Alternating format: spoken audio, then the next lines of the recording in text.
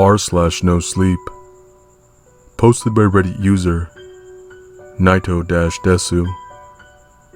My long-distance girlfriend wanted to video call me, and I don't think there will be another.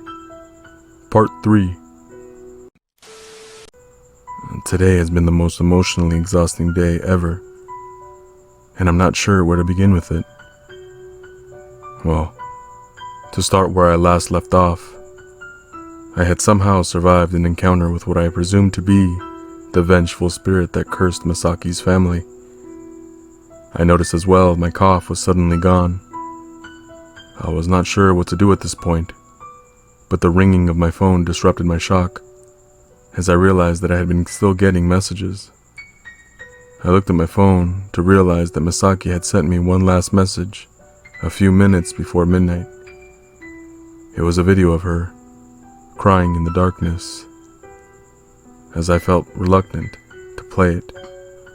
I steeled myself and watched the video. Misaki paced around the room a bit, crying to herself a bit as she seemed heavily burdened by what she was about to do. Then she approached the camera, still crying but managing to compose herself to begin speaking. "Lawrence, I don't know if you're watching this. If you are, then my sacrifice worked, and your life is spared," Misaki said, as she clutched her left arm. My eyes widened as I saw her become progressively pale. "I said that the curse could be lifted with a great sacrifice, and I offered what I could just so that you'd live."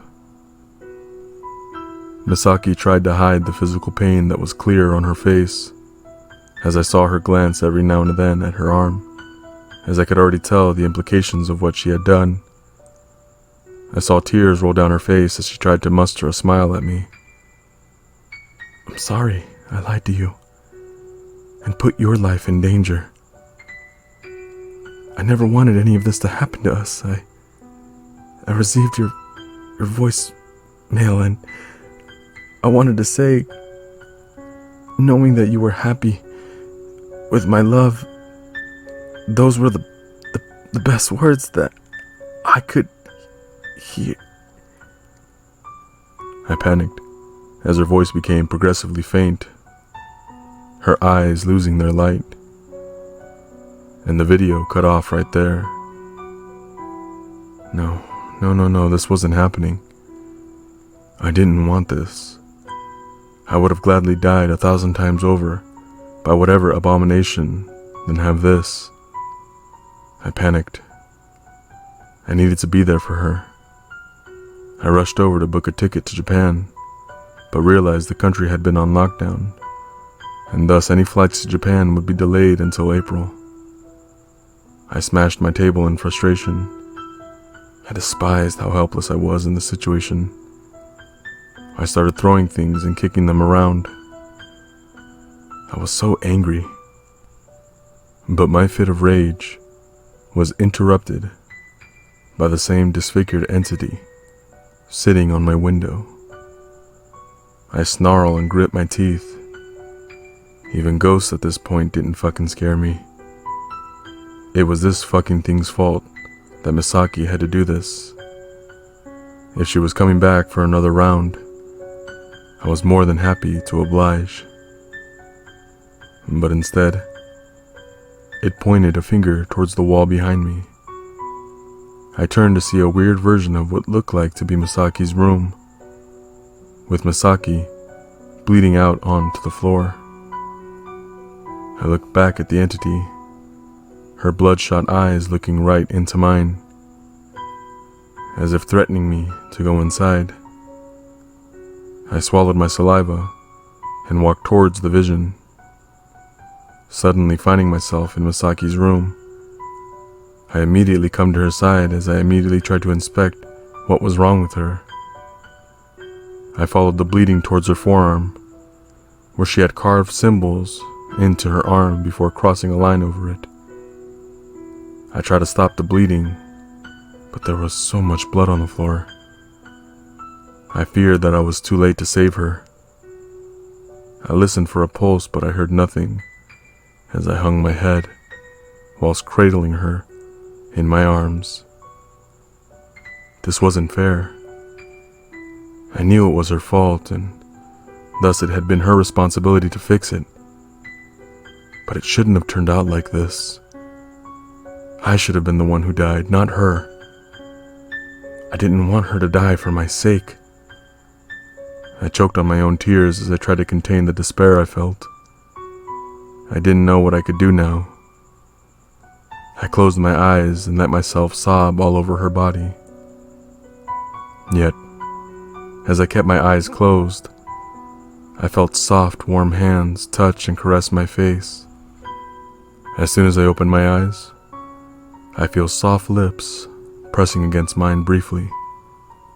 I look down and see Misaki, barely conscious, but thankfully alive.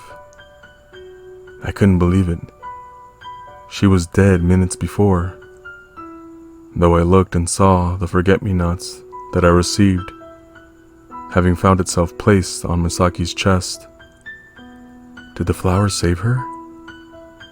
I looked to Misaki, who was just as surprised as I was. You're alive. You're here. As soon as we heard those words spoke in unison, we laughed together for a bit before sharing another kiss. With all the supernatural and fatal tensions gone, the tension between us had dissipated, and somehow we both saw fit to laugh at our current predicament. Now that it was all over, we could finally collapse for a rest. I carried Misaki onto her bed and let her have her well-deserved rest after all of these scares of death and possession. But as I let her down, she refuses to let go, smiling at me, clearly inviting me to share it with her. A little flustered, I relented and stayed by her side until we both had our needed rest. Though that still did not prepare me for the shock that came from the following morning. When I woke up, I found Misaki packing many of her things into a huge bag, as if we're getting ready to travel. I watched her get her money ready, her clothes, her belongings. Before she finally finished, she noticed that I was awake and questioning what she was currently doing. She gave me a soft smile and then said, "I'll explain over some coffee." You what? I asked in absolute disbelief. I knew Misaki made her sacrifices, but I never expected to this degree. Yes, it was the only way, I'm afraid, Misaki admitted, though she wasn't bothered by it. She showed me her arm and the scars of the carving she made. On record, Misaki Sato died from suicide at 2 a.m. in her apartment, and we both looked at the television to see the gruesome scene of Misaki's suicide.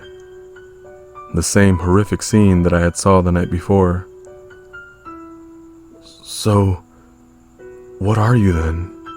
I wondered, touching her to see if she was intangible, like some sort of ghost.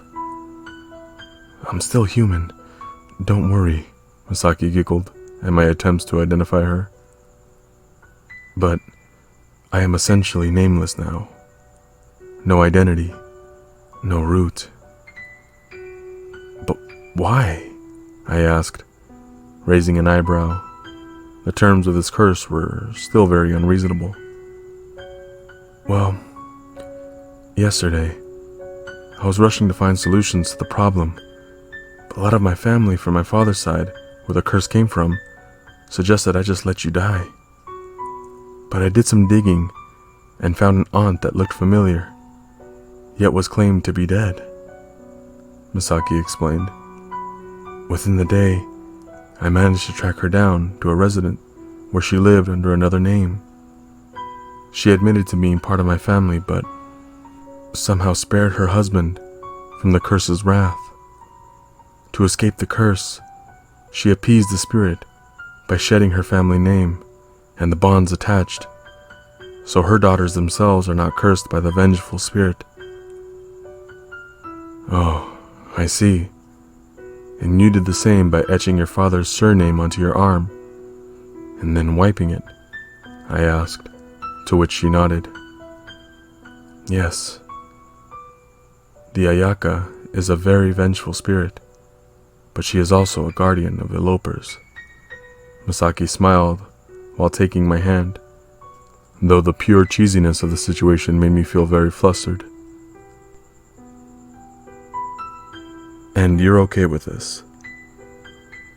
Well, there's no going back now, is there? Misaki smiled as I sighed and shook my head. And this was crazy. I was condemned to die. Now I was obligated to take care of her. Not that I hated it. I loved it, but I wasn't sure if it was going to be worth what she had willingly sacrificed.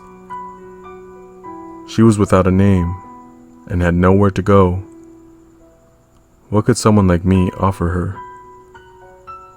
But now was not the time for doubt. I had to rise up to the challenge, for her sake. I'll try my best. I nodded my head, to which Misaki excitedly clapped and gave me a hug, to which I returned affectionately. We both left the coffee shop to suddenly find ourselves back in my apartment, likely courtesy of the spirit. Misaki excitedly went into the bedroom and began unpacking. But things were not that simple, since she still needed to get a visa, as well as other important documents if she wanted to live life here with me. But adjust her to life in this country, since we needed a lot of the paperwork to be processed for her to be a citizen. But on my desk, I found an envelope filled with documents of Misaki's name and her new documents that certify her as a citizen of the Philippines. I sighed in relief as I came to Misaki, who had been excitedly setting up for our no longer distant relationship. I helped her set up furniture and clothing, and right after, I brought her out to dinner for our first date in the longest time. From the jolly look on her face, you would probably not even guess what she had lost. But I don't question it. And so as long as she's happy, so am I. We both went home tired and flopped into bed together. I looked back at my desk where the envelopes were still placed. I immediately noticed something else was placed on my desk that was not there before. A beautiful vase filled with forget-me-not flowers.